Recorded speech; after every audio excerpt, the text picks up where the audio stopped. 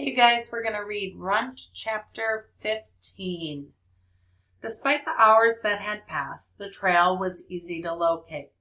The enormous moose had crushed bushes, wounded trees, dripped blood, and so Runt put his nose to the ground and followed. His shoulder was sore from the kick he had received and had stiffened during the time he had been lying with Helper. But he ignored the pain and concentrated only on the trail.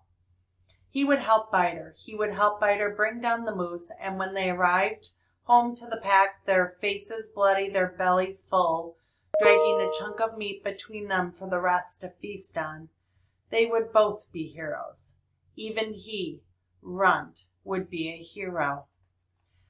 As Runt loped along, he remembered the sensation of sailing through the air, thrust by the moose's kick. He was lucky, he knew that.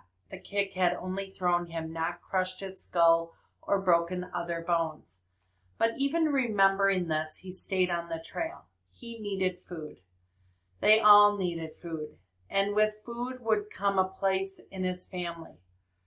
Runt finally found Biter lying in a patch of morning sunlight by a small stream. The moose was nowhere in sight. Runt approached slowly. "I came to help," he said. "Help?" Biter snorted.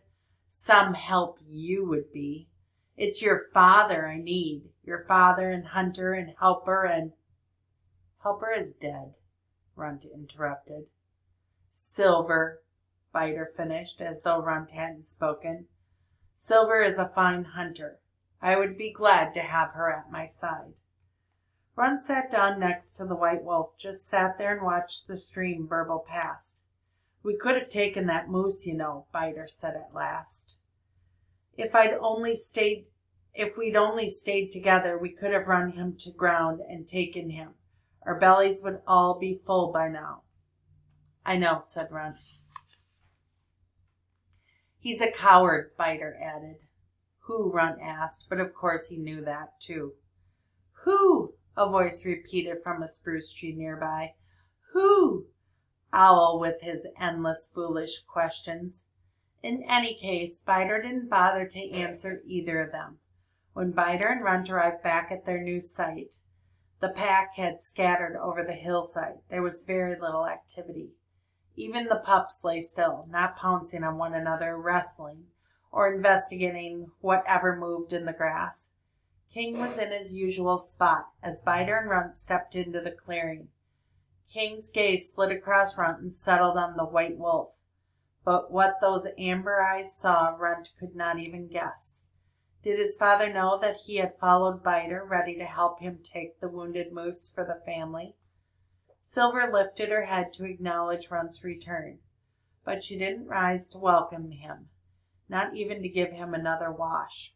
Runt told himself he didn't mind. He certainly didn't need bathing. Still, something inside him ached in a much deeper way than the sore muscles left by the moose's kick. Biter stalked to the edge of the clearing and threw himself down. He lay there briefly, then rose to choose another spot, then another. Finally, he marched over to King. "You can't expect me to do it all alone," he said. King lifted his head. "Do what alone, Biter?" "Feed this family." "No," King replied solemnly, "I can't expect you to do it all alone." Then he settled his chin on his paws and closed his eyes. Biter, clearly angry, turned and strode into the forest. That's the end of chapter 15.